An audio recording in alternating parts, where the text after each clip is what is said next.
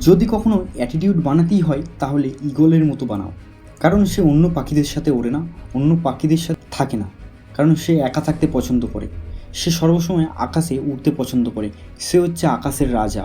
অন্য পাখিদের সাথে লড়াই করা তার কাজ নয়, অন্য পাখিদের সাথে থাকা তার কাজ নয়। তার একটাই কাজ, তার উপরে ওড়া। তার লক্ষ্যকে স্থির রেখে সে নিজের কাজ চালিয়ে যায়।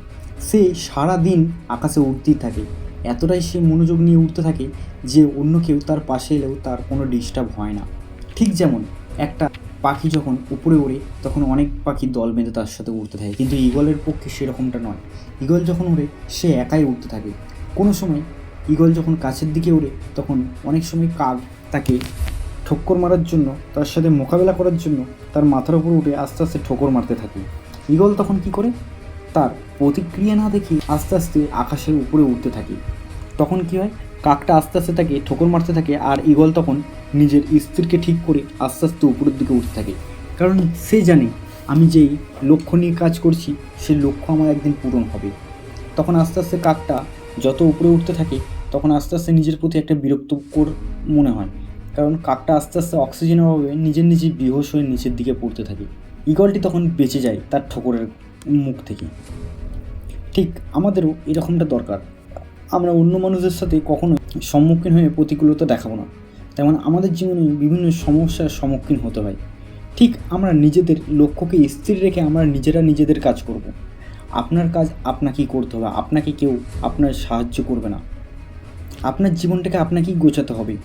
ঠিক তেমনই ঈগলের মতো করে গোছাও, ঈগলের মতো অ্যাটিটিউড নিয়ে নিজের কাজ চালিয়ে যাও। অন্য কে কী বললো আপনার জেনে কোনো লাভ নেই। অন্য কে কী বলছে আপনাকে কেউ এসে আপনাকে সাহায্যও করবে না, আপনার কাজটা অন্য কেউ এসে করে দেবে না।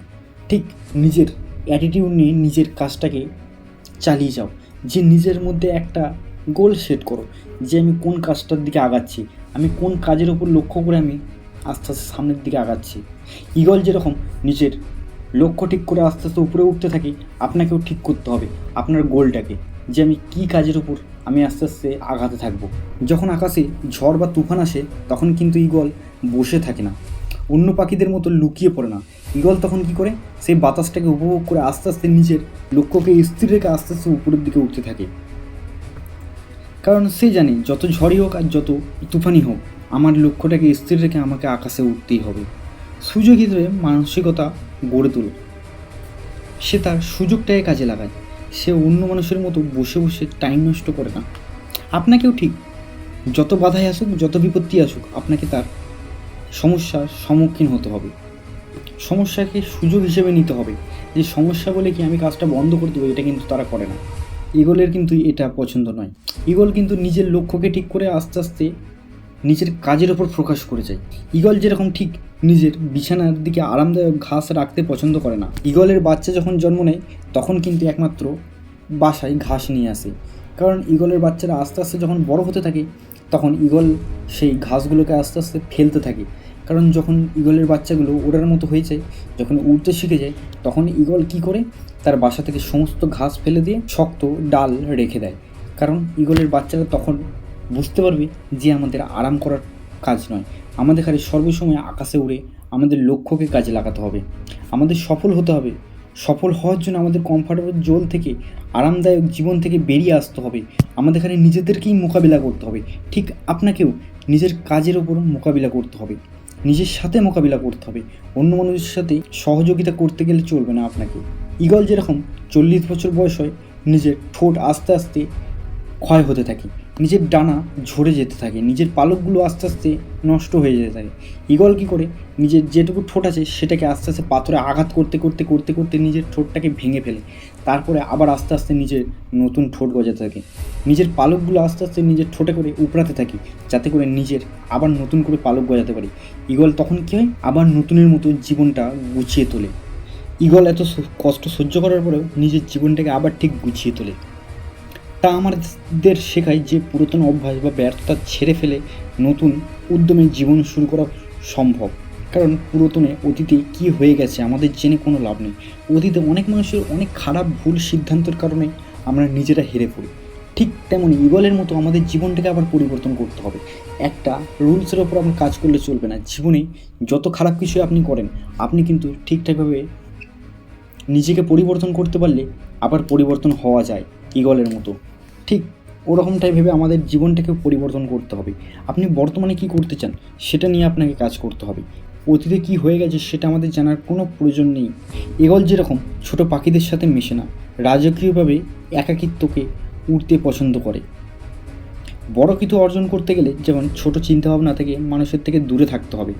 দূরে থাকা অত্যন্ত জরুরি, কারণ আপনি যখন অন্য মানুষদের সাথে মেলামেশা করবেন তখন কিন্তু তারা আপনাকে ছোট মনে করবে, আপনাকে ভাববে আপনার কোনো দায়িত্ব নেই। আর যখন আপনি একা থাকবেন, আপনার একাকিত্বকে কাজে লাগিয়ে আপনি যখন নিজে থেকে আস্তে আস্তে কঠোর মেহনত করে আপনি সফলতার দিকে আগাতে থাকবেন, তখন কিন্তু আপনার সম্মান বাড়বে। ঠিক ঈগলের মতো, ঈগল যেরকম কোনো সময় অন্য পাখিদের সাথে মেশে না, নিজেই অ্যাটিটিউড নিয়ে নিজে একাকিত্ব হিসেবে উঠতে থাকে, ঠিক আপনাকেও নিজেকে একা থেকে নিজের কাজকে গোছাতে হবে। অন্য মানুষের সাথে থাকলে চলবে না, অন্য মানুষরা আপনাকে কেউ সাহায্য করবে না। অন্য মানুষরা আপনাকে অনেক সময় অনেক খারাপ পথে নিয়ে যাবে, কিন্তু আপনাকে আপনার লক্ষ্য ঠিক রেখে আপনাকে নিজের কাজ নিয়ে আগাতে হবে। লক্ষ্য স্থির রাখতে হবে। ঈগলের দৃষ্টি অনেক তীক্ষ্ণ, সে অনেক দূরের লক্ষ্যবস্তু ঠিক করে এবং তার অর্জন না করে সে পর্যন্ত হাল ছাড়ে না। ঠিক আপনাকেও আপনার লক্ষ্যকে স্থির রেখে আপনাকে হাল ছাড়লে চলবে না।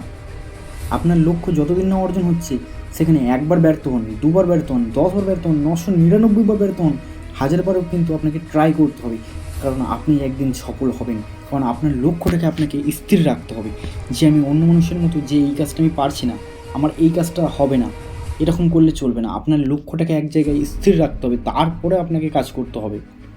ঈগল যেরকম মৃত মাংস খায় না, যা আমাদের শিক্ষা দেয় যে অতীতে বা মৃত স্মৃতির পিছনে না ছুটে বর্তমানে কে কাজে লাগানো দরকার।